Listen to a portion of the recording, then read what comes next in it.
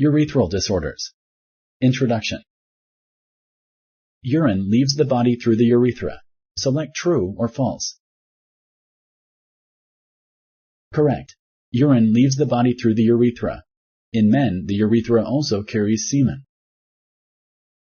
Which of the following lesions can affect the urethra? Choose one of the following options. 1. Cysts. 2. Polyps. 3. Warts. 4. All of the above.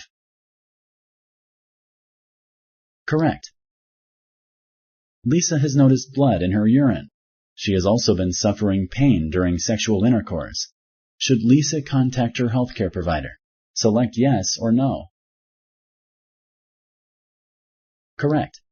Blood in the urine and pain during sexual intercourse may be signs of a problem. Lisa should contact her healthcare provider. Strictures are areas of scarred organ tissue. Select true or false.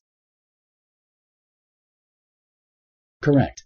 Urethral strictures can cause the tube to narrow. This can lessen the flow of urine from your body. Urethral trauma is damage to the urethra. Select true or false. Correct. Damage to the urethra usually happens because of an injury. Thank you for using Explain.